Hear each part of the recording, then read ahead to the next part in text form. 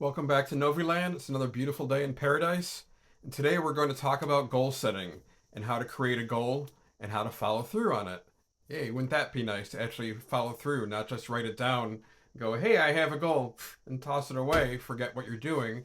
No, we're actually going to create one, follow through. And you guys could help me.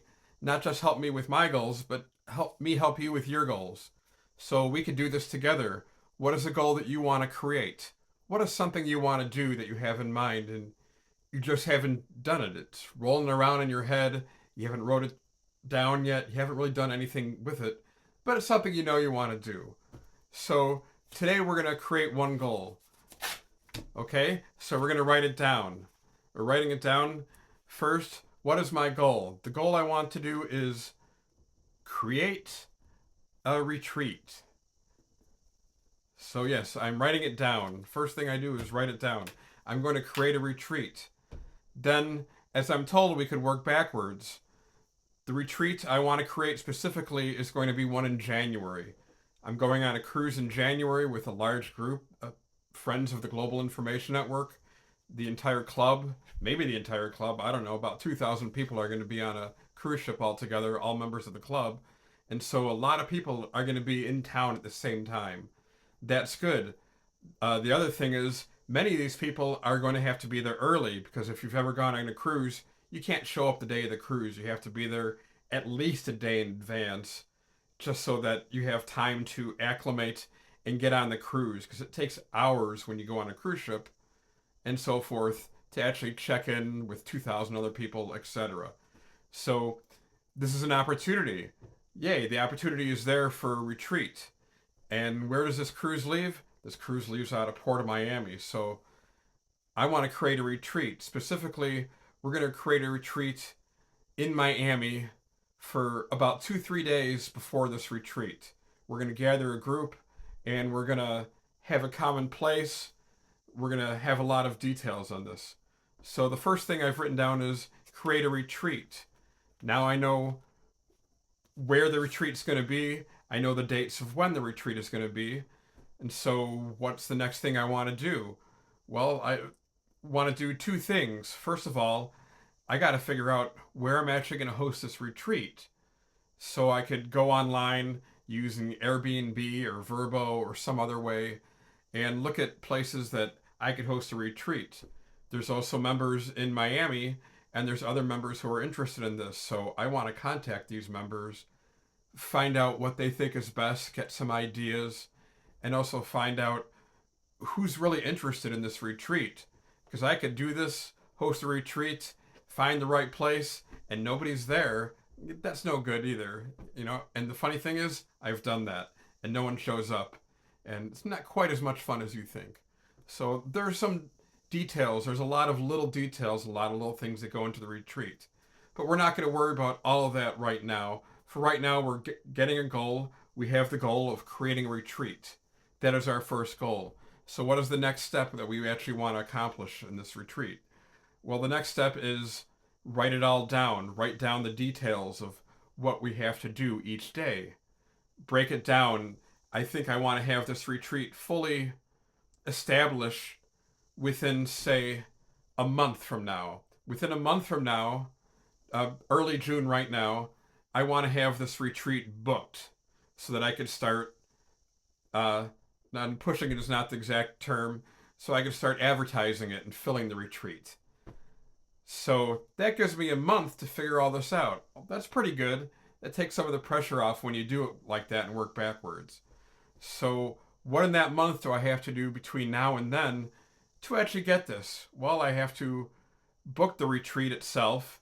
It takes actually 5 minutes to actually book the retreat once I found a place. So, finding a place, I have to go online on Vrbo. I have to know details. How many people do I want at my retreat? What are amenities? And of course, where it's at. I always want something with water. In Miami, that's a little easier because we can just go to the beach. Usually, when I do a retreat, I want something, if there's a hot tub or a pool, that's really nice. People really enjoy that. Or some other amenities, if I can't have that, that are fun. Be aware of what kind of group you're hosting a retreat for. For this particular group, members of the Global Information Network, they want something a little nicer, maybe something a little more luxurious. Doesn't have to be super luxurious, but something on the nicer side, something maybe they don't experience when they're at home. And also a place where they could be comfortable, have the opportunity to connect, also have the space so they could enjoy themselves without being on top of each other. So those are some of the basic things, and I write it down. I write each of those things down, so now I know those things.